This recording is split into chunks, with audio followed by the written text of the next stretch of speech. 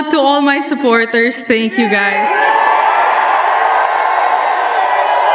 My supporters, especially the Filipino community here in DC and back home and wherever you are in the world. I really, guys, I feel all the love. Maraming salamat, mga kababayan. Maraming salamat. Something happened this week that most tennis fans completely scrolled past. If you weren't watching the live rankings update in real time, you missed one of the most violent shifts on the entire WTA Tour. And I don't mean violent as a figure of speech. I mean structural, a full recalibration of the mid-tier elite, happening in a single afternoon. Before I break down exactly what shifted and why it matters more than the trophy photo, hit subscribe and drop a comment telling me who you think gets exposed hardest by these numbers, because by the end of this video, you'll have an opinion. You're watching, your channel name, and this is the story nobody's telling correctly. Here's the headline everyone's repeating. Eala won Washington. Cool, but that's not the story. The story is what those 500 ranking points actually did the second they landed. I pulled the ranking sheet the moment it updated, and the number that mattered wasn't 500. It was the position it dropped her into. She walked into that tournament ranked 28.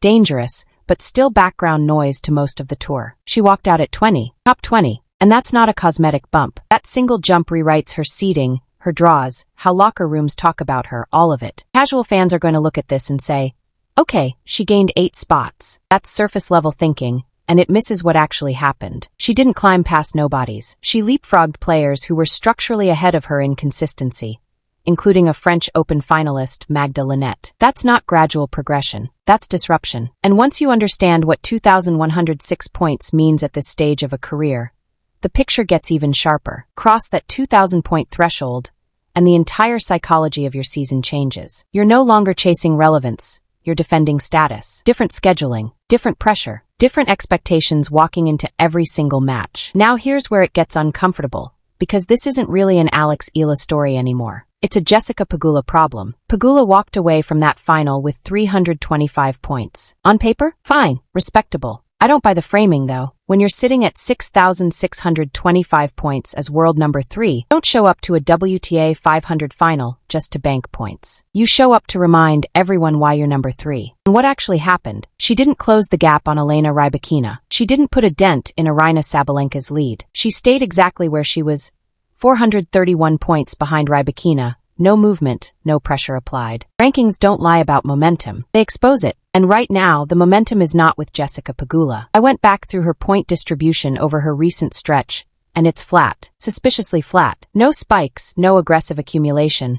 That's the profile of someone maintaining a position, not someone attacking the top of the sport. Compare that to a player who just injected 500 points into her total in one swing. That's what ambition looks like in raw numbers. Now let's talk money, because this is where the hierarchy should actually be nervous. $252,000.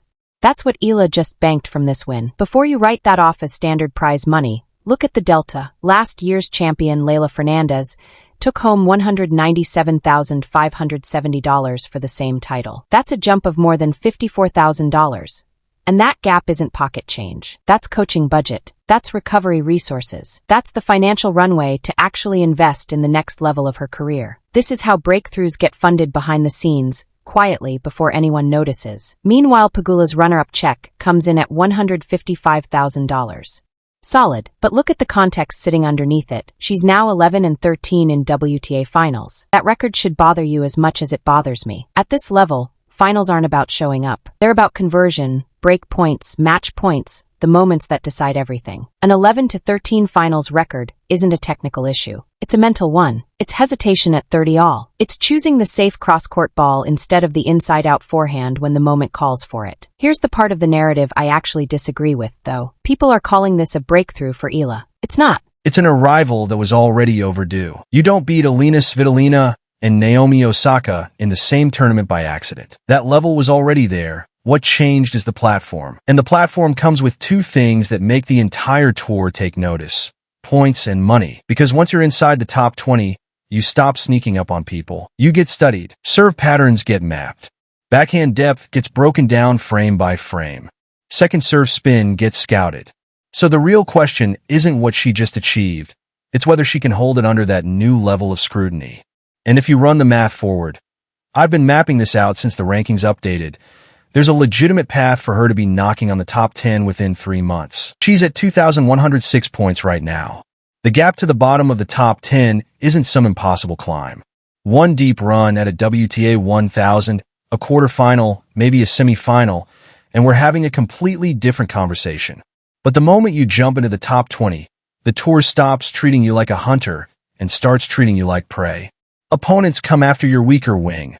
They test your movement, your recovery, your transitions. That's where we actually find out who she is, not in the highlights and the grind. And Pegula, she's stepping into a dangerous zone right now. Stability without progression. She's still up 976 points on Coco Gauff, which sounds comfortable, until you realize that cushion can disappear in 2 bad tournaments. The bigger issue is she isn't threatening the top 2. You can sit comfortably in the top 5 forever, but if you're not closing ground on Sabalenka and Rybakina, you're locked out of the biggest conversations in the sport. For a player of her caliber, that shouldn't be acceptable. So, where does that leave the tour? A little more unstable, and I mean that as a compliment to Eala. She just injected unpredictability into a ranking system that badly needed it. She reshaped her own financial trajectory. She forced coaches, analysts, and rivals to recalculate how they view the next tier of competition. This isn't a one-off.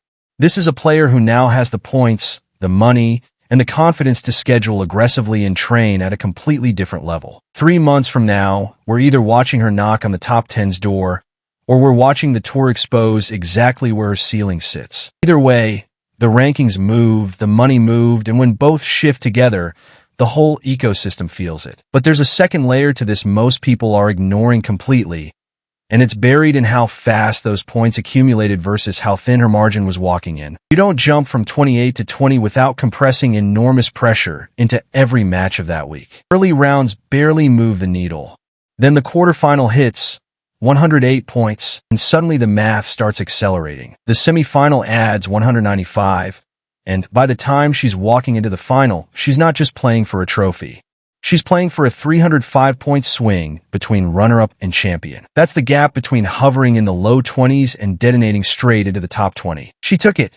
And here's what should genuinely worry anyone on the other side of the net. That 500-point injection doesn't just move her ranking, it resets her entire scheduling leverage. She's no longer grinding through qualifiers or begging for a favorable draw. She's walking into tournaments with positioning already in her favor. That changes how an entire season gets built. Better courts, better match times, less fatigue, more recovery. These are the invisible margins elite careers are actually built on. And that $252,000 isn't just a paycheck, it's a strategic asset. Better physios, a bigger coaching team, data analysts breaking down return positioning frame by frame. Every part of the operation levels up at once. Now flip back to Pegula, because she doesn't get a pass here. 325 points is stable, but static. And that finals record keeps coming back. 11 wins, 13 losses. Not bad, but not elite. Not for a world number 3. At that level, consistency without dominance becomes its own ceiling. I've watched her point construction in these high-pressure matches, and there's a hesitation in the transition phase. That split-second delay before committing inside the baseline, the conservative shot chosen instead of the aggressive one when the court is wide open. That kind of decision never shows up in a stat sheet, but it shows up in results, and results don't forgive. So zoom all the way out. This was never just a story about one player rising. It's about pressure redistributing across the entire tour. Every top 10 hopeful is now recalculating around this result. Every established name just found a new variable sitting in the draw. Not unseeded chaos anymore, but a structured, rising threat. The next 3 months are going to be about momentum, not reputation. If this run gets managed correctly, smart scheduling, aggressive point chasing, keeping the error count in check, she doesn't just hold the top 20. She climbs past it. And if Pegula can't start converting finals into titles, that number 3 ranking is going to feel a lot less secure than it looks on paper. That tension is the real story here. And it's only getting started.